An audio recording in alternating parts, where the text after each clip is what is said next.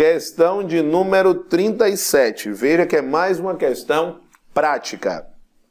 Determinado vereador percebeu que a lei X do respectivo município, tão importante, lei municipal, apesar de estar plenamente harmônica com a Constituição Federal de 88, apresentava certas dissonâncias em relação à Constituição do Estado. Então, nós já temos problemas com esta lei, porque esta lei, ela deve obediência.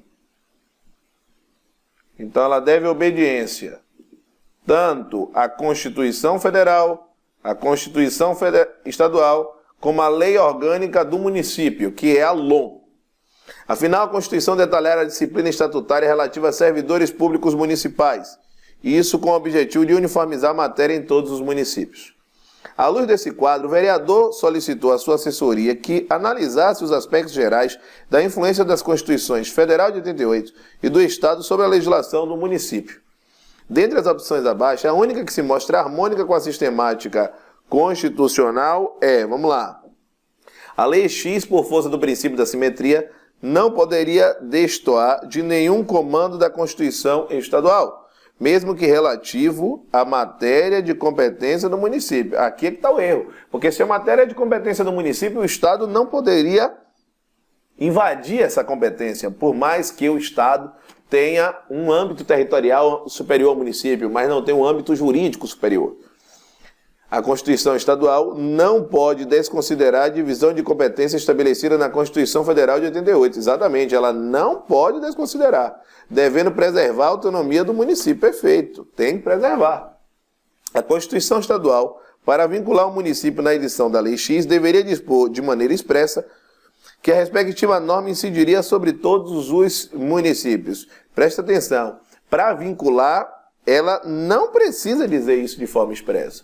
Tá certo? Porque a Constituição ela já determina que as leis municipais devem respeitar a sistemática da Constituição do Estado e a Constituição Federal.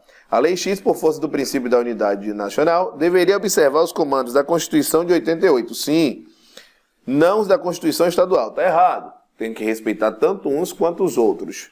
Agora, é lógico que a Constituição do Estado não pode invadir competência do município, mitigando a sua autonomia.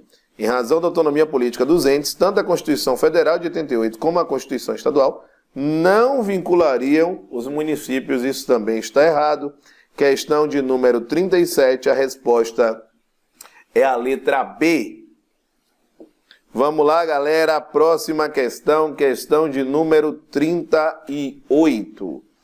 Logo após tomar posse no cargo, determinado deputado estadual foi informado por seus assessores que diversas associações solicitaram a apresentação de projeto de lei que disciplinasse certas condutas. Os assessores também informaram que a matéria era de competência concorrente da União, dos Estados e do Distrito Federal. Vamos lembrar que quando nós falamos em competência concorrente, as funções elas são divididas. A União, ela serve para estabelecer normas gerais sobre determinada matéria. Quando nós pensamos nos estados, e isso vale para o Distrito Federal, quando ele atua como se estado fosse, ele vai editar normas específicas. O que é que nós precisamos observar? Cada um tem um papel. Só que eu posso ter situações em que a União ela não tem editado ainda a lei sobre normas gerais. Ou seja, eu preciso aqui que você analise duas grandes peculiaridades, que eu vou chamar aqui de atenção. Qual é a atenção número 1? Quando eu tiver ausência de lei federal sobre normas gerais. Quando isso acontece, a ausência de lei federal sobre normas gerais, os estados, qual é a consequência? os estados exercerão competência legislativa plena. Essa é a consequência. Aí depois vem a segunda possibilidade de pergunta na sua prova. E se a lei federal surgir depois? Surgir depois é uma lei que a gente chama de superveniente. Então a superveniência de lei federal, já sabe, sobre normas gerais, ou seja, se surgir depois uma lei federal sobre normas gerais, o que é que acontece com a lei estadual? Suspende a eficácia da lei estadual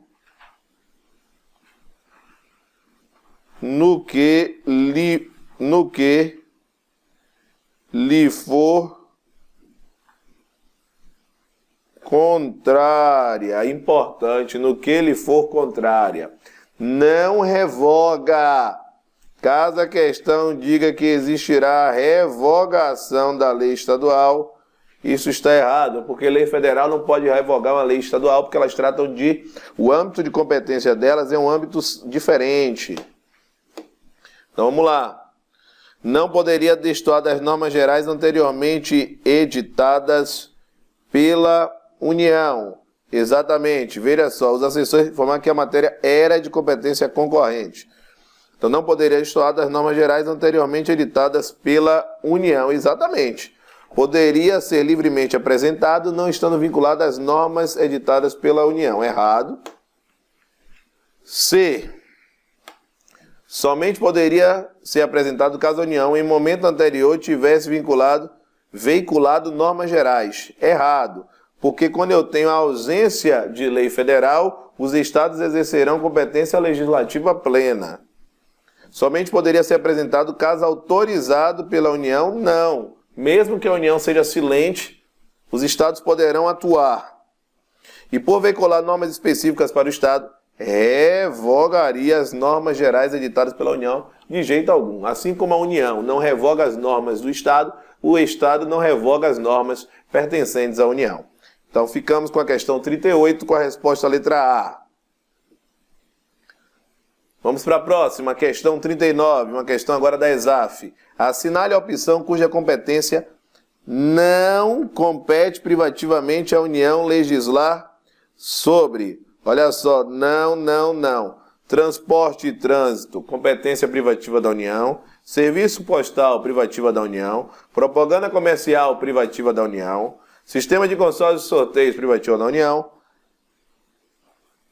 A parte de orçamento, ela é de competência concorrente. Então, automaticamente, a questão 39, a resposta é a letra E.